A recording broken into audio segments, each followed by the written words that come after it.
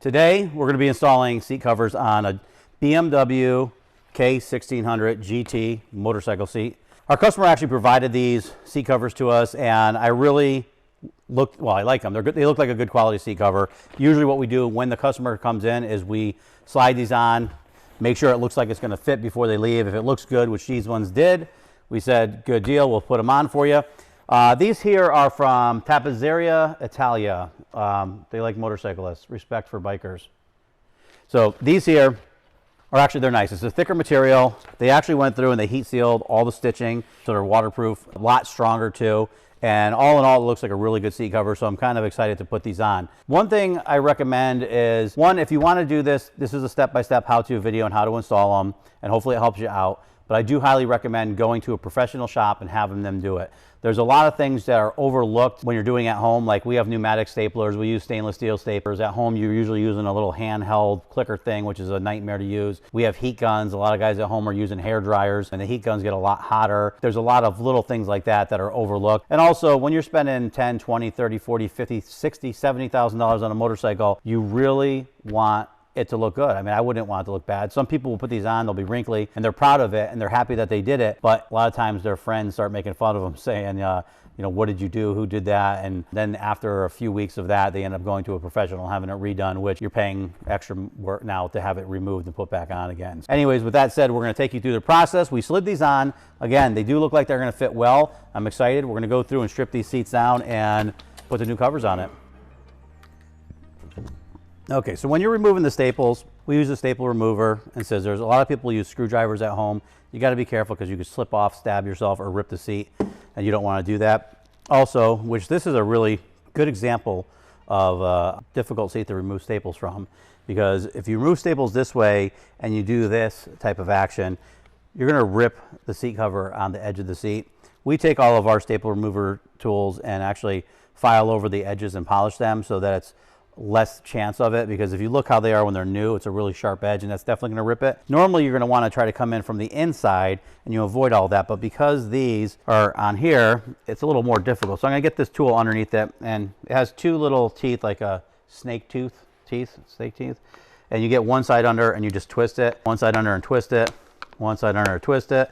And from this angle, it's actually a little more difficult. I usually kind of mentally count as I go, so I know how many staples I pulled out. Then I'll take my dikes and just pull them out. You'll notice I just take the staples out, goes right in my hand.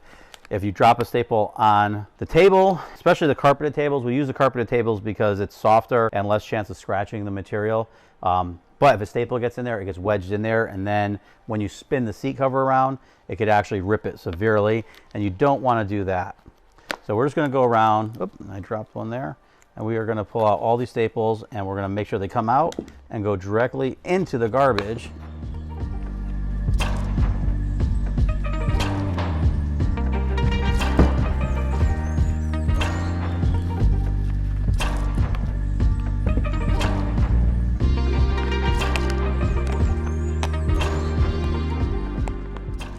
Okay, so we have all the staples off. Go around, make sure we have everything out. It's nice to make sure all the staples are completely out so you don't get cut when you run your fingers down there. And I forgot one.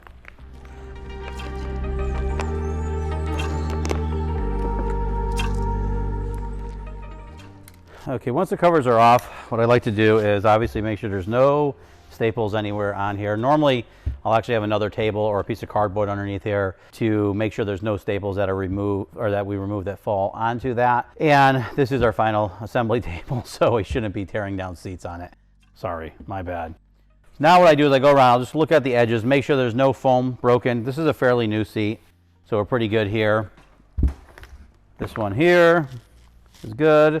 There's a couple of staples that were not removed over here. We're gonna get those out. I like to take everything completely apart as if it was factory and there's nothing left in there, no stitching, no extra material, nothing, and then start fresh. This way it's like it should be from the factory. Now we're gonna go through and fire up our heat gun, get this warm, clear everything off our workbench because we don't want anything on here that we don't want. Swap over to our stainless staples. We are going to remove their tag. This tag that they have on here says 2-year warranty, made in Italy. Warranty warranty. Turn it completely inside out.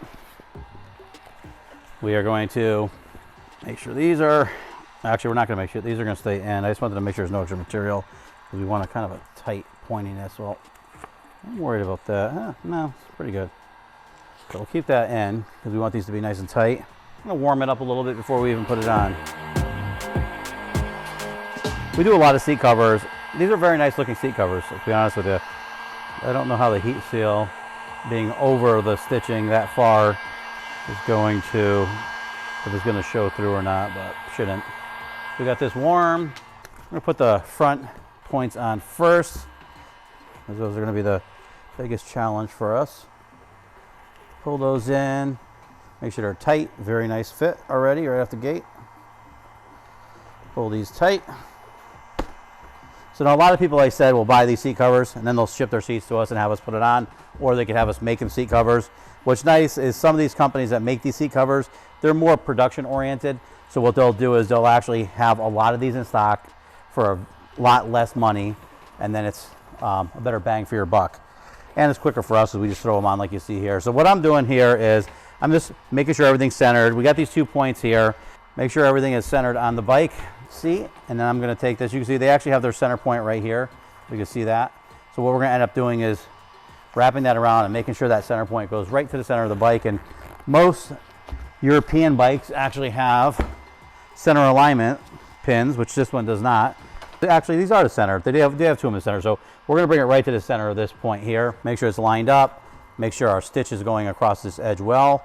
And what I'm going to do is I'm going to put my first staple in, or actually first 3 staples, because one staple could pull out. And you always want to make sure you do them closer to the edge of the material when you're first starting out, because if for some reason you had to really adjust this seat, if you stapled way up here and then had to move it forward, you'll see those staples. So you always keep it on the farthest edge of the material. So that's centered. I'm looking at this. The BMW looks centered here. This one does not have a center mark. I could eyeball it, but we're going to actually measure it. All right, so I just marked the center point in the front here. I'm gonna make sure that this goes down and lines up with the center of the seat. I'm just gonna go around and we're gonna warm up this vinyl. Whenever you're heating up vinyl, I know people who watch a lot of our videos have heard this a lot. If it's too hot for your hand, it's too hot for the vinyl. So I always keep my hand right here. I'm always feeling the vinyl, running the heat gun close to it without touching it, because you don't want to burn yourself, because heat guns are a lot hotter than a hair dryer. And you'll see as the material gets hot, it becomes a lot more malleable, and you can pull it and stretch it. You do have to be careful when you have these style seats that have embroidery or graphics on the sides, because you could overstretch it. Also, seats with patterns. This has a carbon fiber pattern, so you don't want to overstretch that and change the shape of the pattern. But you do want to make sure you get the wrinkles out of it. So I'm going to pull it, massage it down, make sure it's tight. We're going to get it around here and put the staples in farthest towards the edge of the material we can, just in case we have to adjust it. Put a few in there. Make sure it looks good. I'm going to go to the other side now. And a lot of times when you're putting seat covers on, you could just use your peripheral vision. And when you look down the seat, you can see where the lines are, if it bows properly, because if you overstretch one side, it might be flat. So we're going to go through, I'm going to heat up this side now. All in all, those covers going together pretty easily. It's a nice fit so far, nice pattern. They give you a little extra material on the bottom so you have something to pull on, which is nice. It's also deceiving for some people on your first time, because some people will think that you're supposed to put the staples right at the end, which means that was supposed to be here, and you're not. That's usually just there to pull, so you have a little bit of extra. And afterwards, you can go through and trim it all off. We're just going to keep heating it up. This is actually looking good. I'm going to heat this even though there's really nothing wrong with it. I just want to make sure it's able to stretch out a little bit. You'll find if you do a seat cover and you don't heat it and you pull it tight, you might have it look good now, but in a few weeks, few months, it's going to look a little baggy. So when you heat it up, you give you that little extra movement and a little extra stretch, and it will look good forever. So looking good here. Because of the carbon fiber and it was folded in the bag, you can see little bumps here. Some people will actually take these things, if you're in a warmer climate, put them out in the sun, let them get really warm. A lot of times in a shop like this, we'll have a hot box where you just keep the seats cover sitting in there so they're really warm out of the gate when you go to stretch it out.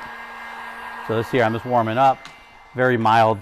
I know, like just that little pull, that little bit took everything out. So a lot of times as I'm pulling here, I'm pulling pretty good. I'll just squeeze the foam a little bit, and that allows the material to kind of shift over and give you a little bit extra. A lot of times it will actually paint our staples black, but because we're going to be going over red too, we're just going to leave these stainless. With these here, you got to be careful of the wires. You don't want to staple any wires. You want to make sure you staple back to the original staple points on this, which is underneath the wiring. So I'm going to give this a little tug here, kind of massage the material down, make sure we get that extra oomph, keep our wire out of the way. Zap a few staples in there. You could always go by too and measure. If the seat's symmetrical, you can measure from the bottom to your stitch mark and then transfer it to the other side to make sure it's symmetrical as well. These here have these little tabs where the brackets actually screw into, so you want to make sure to cut those out. These original factory ones were cut out really nice and tight around here, and then the cover was actually drawn over it so you could actually see it coming through like that. So we're going to do the same thing, and then the same thing with this one up here. We're going to just give it a little snippety snip, push it down, make sure our staples are in there. I'm going to trim the excess off over here now, because I know I usually don't trim right until it's absolutely completely on there, but this cover fits really well, and I know it's going to fit, so we're just going to take this meat off here. Just let the material relax in there. Go to the back here, get this nice and warm, which you can't really see what I'm doing, but just going to warm up the back here. I have the heat, again, it's blowing towards my hand, so if it gets too hot for my hand, I can stop. Also, you heard me in the past, if you're heating it up and you see it start to get shiny or change texture at all, stop immediately and don't touch it. Because if you stick your finger in it, you're going to regrain it to your fingerprint. So what you do is you just let it cool back down. And sometimes, if you're lucky and you didn't go too far, the material will stay grained properly and won't melt. Okay, it's looking pretty good. I'm going to try to pull these two out a little bit just to bring the black vinyl a little bit that way, and that'll give us a little tightness up front here.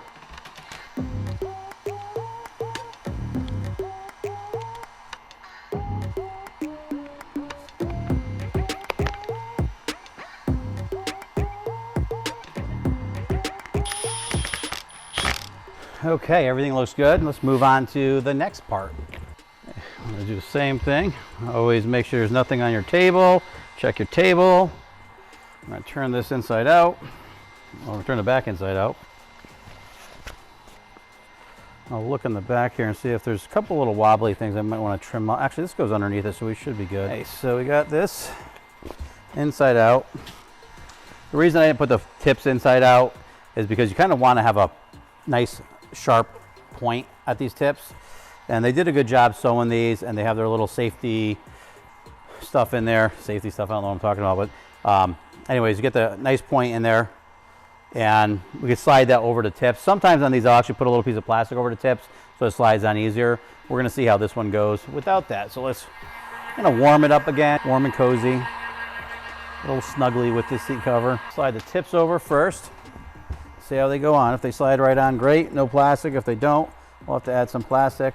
These seem to want to slide right on, which is nice. And then we're gonna give this little tug here, get these over, really get this worked up here. That's under there where it's supposed to be. This is gonna be around here. Before I flip this over, there's not a center line marked on this one. I dropped my pencil, I dropped everything here. Okay. Pencil. I'm going to mark our center point. Oh, actually, they do have a center point here. It's just really small. I'm sure that's it. Let's mark it here. We're just going to go from stitch to stitch. Okay, so we got our center point marked now, so we're going to wrap that around. So got the front in here, good. We pulled it back. This is going to get a little snug. Putting plastic on the front does help. I don't think I need it on this one, but we'll try it. We might have to go back and redo it. See where our center point is. Center point is right here. Now we're just going to take our center point, put it right on that edge. Oh, make sure the foam's under there. Whenever you roll material on, you want to be careful because it's tight and you don't want to rip it. But you want to make sure your seam is right on the edge. As much material on there straight as possible. You're just going to roll it. And as you roll it, it comes around here. I don't roll these front tips just because sometimes they're a little too tight. I can see it's a little baggy here, so I definitely need to smack this back a little bit. Up this body line, this seam right on the body line, or the foam line. It's not really a body. I call it a body line because I do body work too. I want the cover to come back to me a little bit, tighten up these tips a little bit, relieve a little of the extra stress that's on the back here, slightly relax the seat a little bit. Gonna work these tips out a little bit. Now you got to be careful. So what we'll do is we take some of our poking tools and you go through the stitching on it and adjust the salvage, which is the extra material left over at the end, to make the cover look nice and uniform.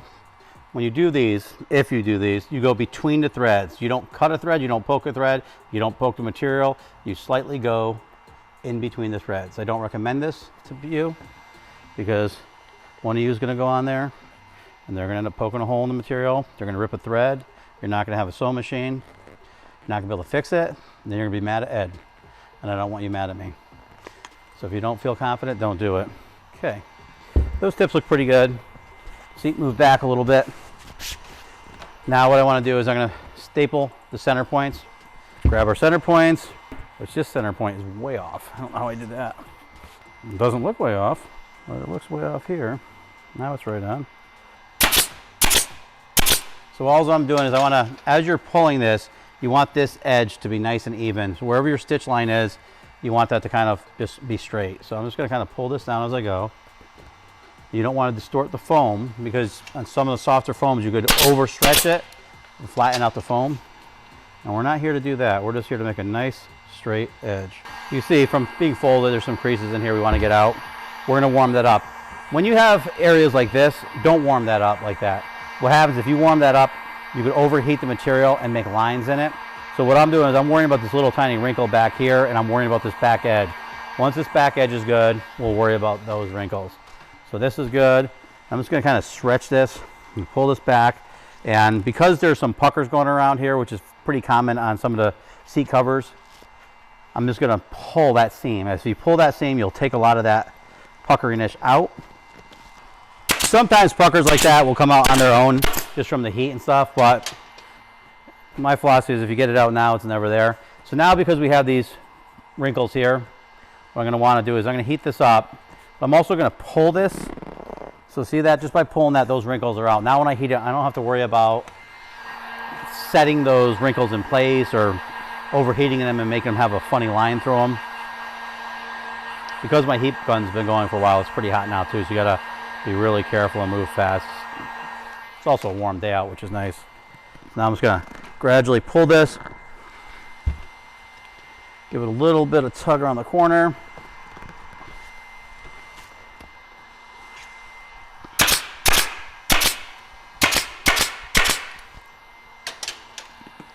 Okay, it's looking good. Front's a little rough yet. So now we got these big ones here. So I'm going to take and just pull that down.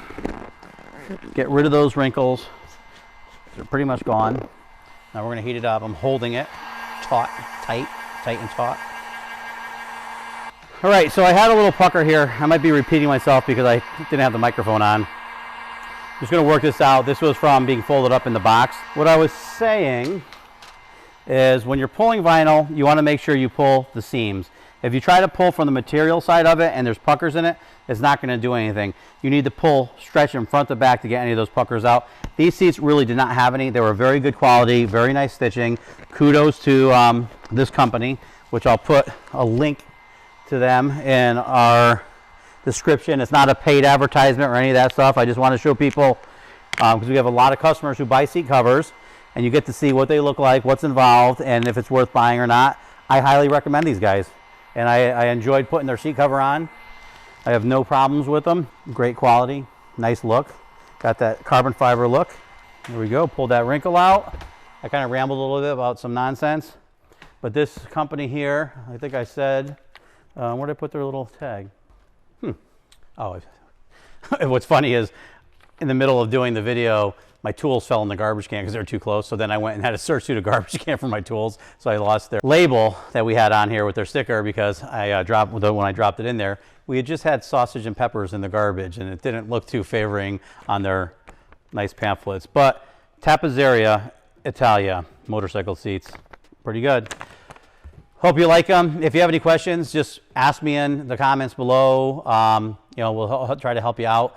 If there's any seat covers that you're actually thinking about purchasing, you could always ask us and I'll let you know if we had good or bad experience. I could honestly say that aside from a couple times when we had the wrong seat covers for the wrong vehicles, most of the companies are pretty good. Some of the Amazon cheapo ones are more trouble to put on, and we have had some where things like the emblems that are stamped on are crooked or off center. Some of the logos are different on either side. That happens quite a bit, and it does make it difficult for us. I mean, some people are like, oh, you can't see both sides of the bike at the same time, but for me, it drives me crazy. So we do everything we can to measure the graphics or the lettering to the bottom of the pan to make sure they're symmetrical on both sides. You know, you can't always be, because obviously this has the K here, this has the GT here, so it's a bigger, smaller, so it's going to be a little bit different, but you do the best you can to keep it on the same horizon and make it look good. Thanks for watching. Make sure to please share, subscribe, follow, ring the bell, notifications are turned on, all that stuff.